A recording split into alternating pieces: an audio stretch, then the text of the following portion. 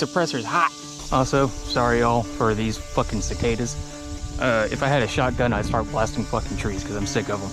All right, so I had to re-record this because my camera got too hot yesterday. So I'll probably just use some of the footage I got. Why am I swinging my feet like a fucking child? The MK18 was adopted early on. I believe it was late 90s and definitely the early 2000s. It used your basic M4. They just took the Colt barrels and chopped them down to a 10.3. 10.3 is your minimum that you want to go for 5.56. You do have guns like the Kitty Cat, which I believe was DPMS. Actually, I think TSA actually just did a H&R DPMS Kitty Cat clone. Or you can just watch Hop, because he made a Kitty Cat clone. 10.3 is the minimum you want to go to for 5.56. You have significant drop in ballistic performance. Out to, see, 50 to 100 with M855. Actually, I think he did a small review on the Kitty Cat that they remade. Out of a 10.3, 50 to 100 is your max distance you can shoot with it. And if you go past that, you're just putting a pinhole in someone or whatever you're shooting at. With the creation of Mark 262, which was developed for the Mark 12 program, they found that it actually worked astoundingly well out of the 10.3. Went from a 100-meter gun to a 300-meter gun. So that greatly improved the capability of the rifle. Now you're seeing guys start using 11.5s. 11.5s, you have more dwell time with the round. Better suppression use, because 10.3s with a suppressor are incredibly fucking gassy. Especially this one, I was getting gassed out yesterday shooting it. Oh, I'm getting gas in my fucking eye. And this is a Surefire RC2 suppressor on a Surefire 3-prong, which is starting to get some carbon buildup on it now, especially down here where it locks on at. But there's stuff you can do to mitigate that. Something like the Veltor 8.5 system. Pair that with a gas tube that actually bleeds off gas. I believe it bleeds off gas. It restricts the gas on it, so you're not getting as much gas blowback. And then there's stuff like the bootleg bolt carrier group, which I don't have one in this. I have a Sharps Rifle Company DLC finish bolt in it. I actually found out about these from Gunman. I like it. It's had over 2,000 rounds on it now at this point. It's been in a gun before this one, and it's been living in this one for over a year now. Something like a Radian Raptor SD, which this is also not an SD. It's just a standard Raptor. But your Geisley charging handles that have the gas ports cut out in it, or the Raptor with the gas cut out. A PRI gas buster will also work just fine to mitigate that gas blowback in your face.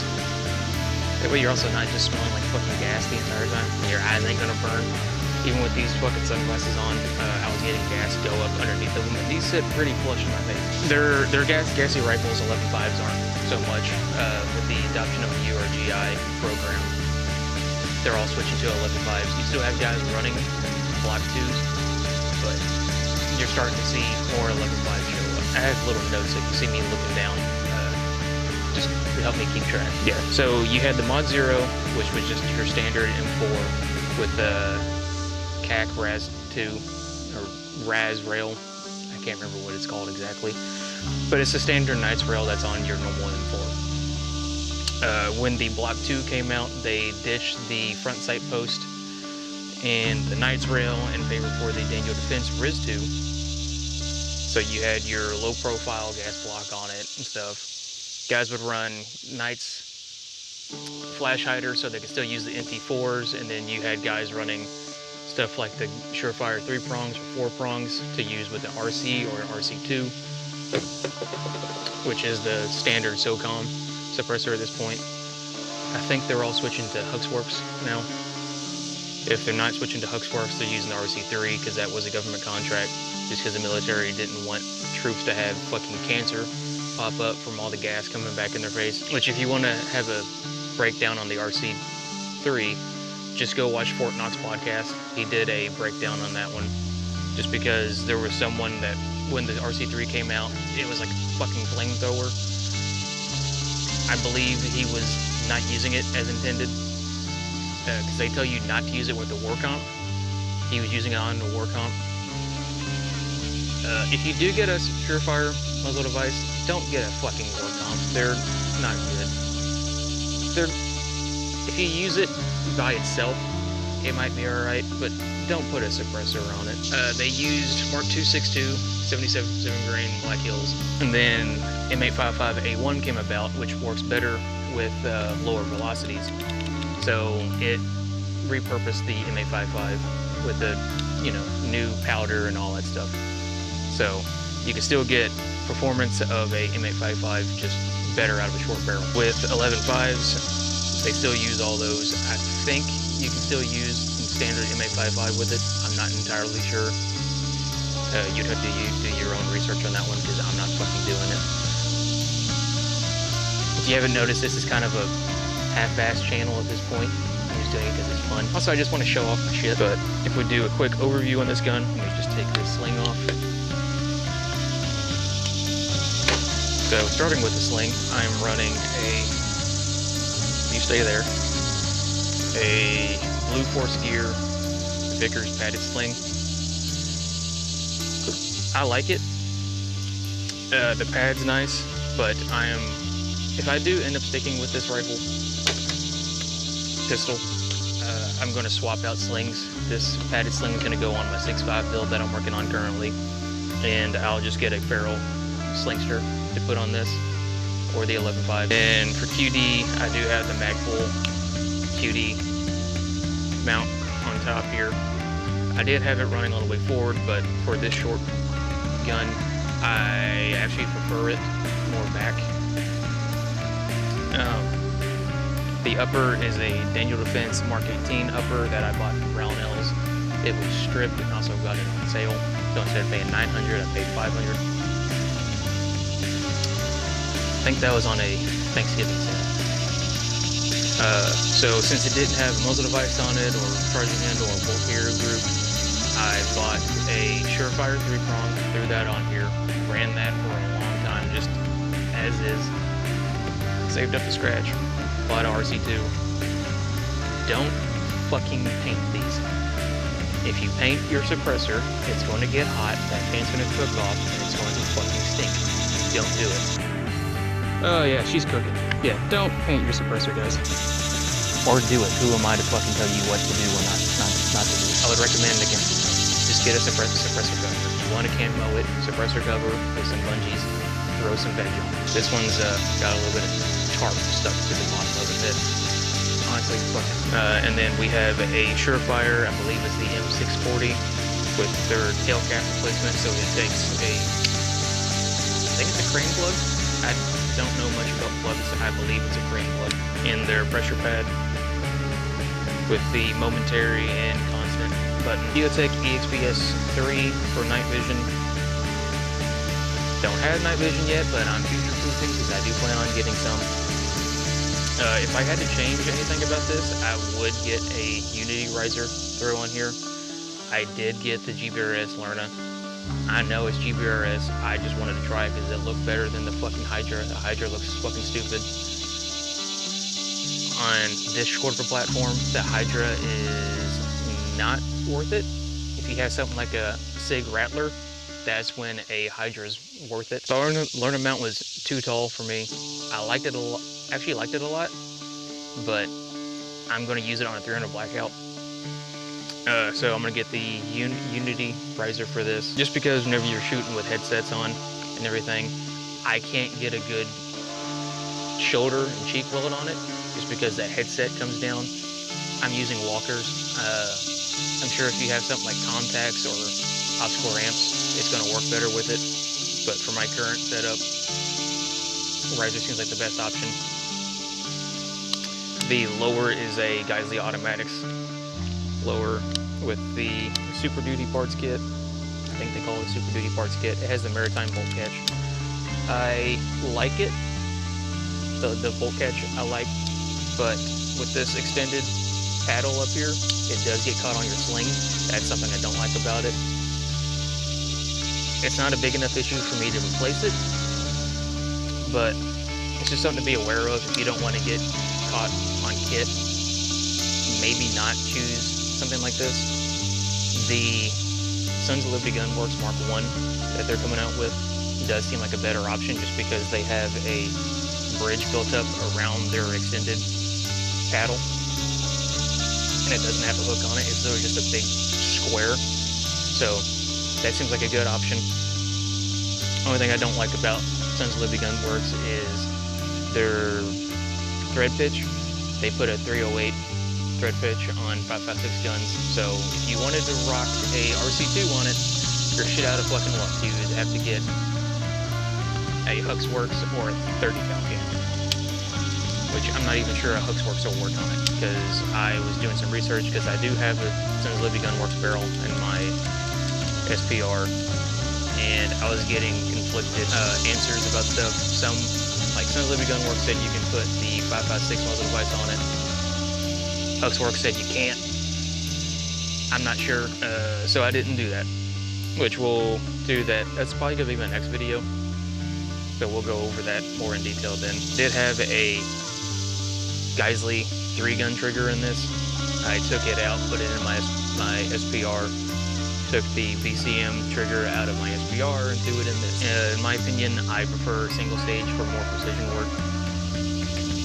I'm just used to shooting bolt guns that have light triggers on them, so I'm used to very short pulls on precision guns. I think a more duty rifle like this setup is beneficial to a two-stage trigger, not a single stage. Even though the 3-gun is kind of a hybrid. I played around with a few different grips on it. I had the Difrico Kung Fu grip on it. I like it. It's a little bit short. I think you can get that plug and extends it out a little bit. Currently, I have the BCM Jack Carr collab on it. I like Jack Carr's books. I haven't read all of them. I only read the first 3. But sound blocks look cool. But I want to give it a little bit of a flair. Do have the Super 42 buffer system in it. Shooting it with a BCM Mark II, I think would be more beneficial. A buddy of mine has a Mark II in his 14.5, and we compared the recoil to these. With the carbine gas system in this and the mid-length in his, they actually feel about the same. This one is more violent, because carbine systems are just more violent. When I do the SPR video, we can actually do it side by side, because I have the BCM Mark II buffer system in that. Do I recommend a new shooter get an AR pistol? Personally, no. I think you should stick with the standard 16-inch. You can get an actual stock on it. Prices suck. If you have the money, and if you want to get a Form 1, do an SPR, buy it from the factory like that. I think Silencer Shop sells SPRs that you can do a 2-stamp on if you want to get a suppressor with it. Actually, I think they offer a Daniel Defense thing where you can get a suppressor and a stock on it, and you do all the paperwork in one go, and then you have the full gun. If you want to go that route and you got the money for it, do it. But I think you're going to get better training out of a 16-inch mid-length. Or if you're a fucking Chad and want to get a 20-inch with a rifle and gas system, do that. Better reps out of a full-size rifle, not a little shorty. This is a good home defense gun, though. I mean, that's the whole purpose of the CQBR program back when that was created, because you had SEALs and soft guys wanting to get the maximum performance. There's a sex joke in that. It's going to be better maneuvering in and around corners. If you're wanting to do vehicle work, this works fine. This was actually to replace the sub guns you had guys running around with MP5s and they didn't want to use 9mm. And they want to use something more effective like 5.56. So the Mark 18 came about, which the Mark 18 was just a upper replacement. You would have guys that would have your 14.5 uppers, and then they would just take those uppers off, throw on a short barrel upper, and they're good to go. The Mark 12 program started like that too. You had guys running around with M4s, and then they would just throw on a Mark 12 upper. That was before the program became a complete package. Also, if you're looking into cloning, don't get hung up on forums.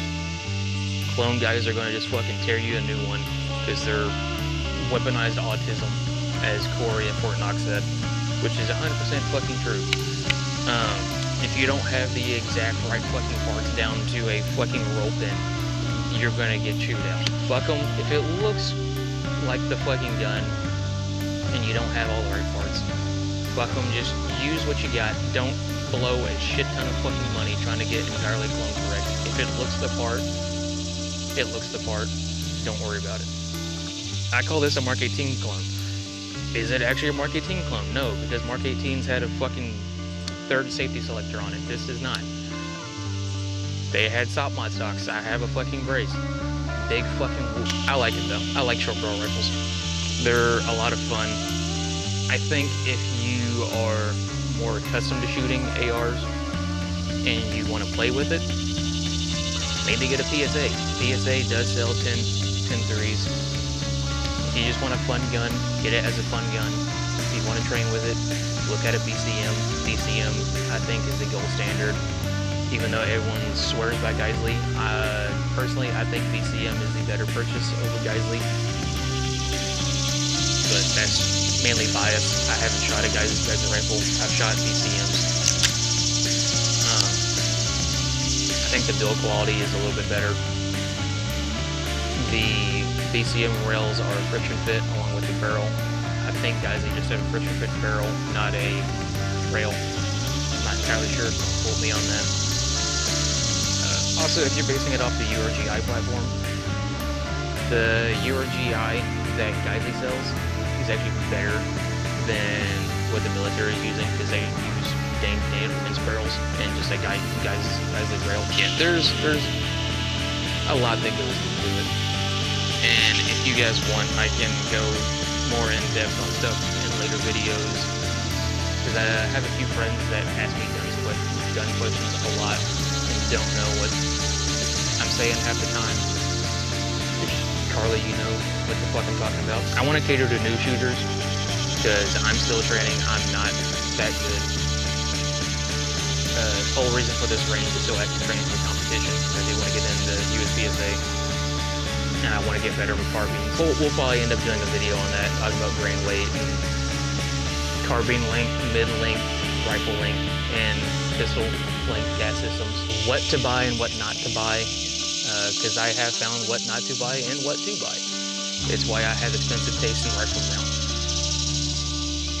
Which kind of fucking sucks, to be honest. You get what you pay for. It's a buy once, cry once type deal. We're going to do kit videos later on, kit reviews. This is the Onward Research Recce rig. I haven't really used it that much because I haven't had opportunity to run it. Actually, I didn't even build this thing up. I just bought it and threw mags into it. But it does the job so far. That's about the gist of it. I think I've covered all my notes. So if all the notes are covered, I'm going to get more B-roll.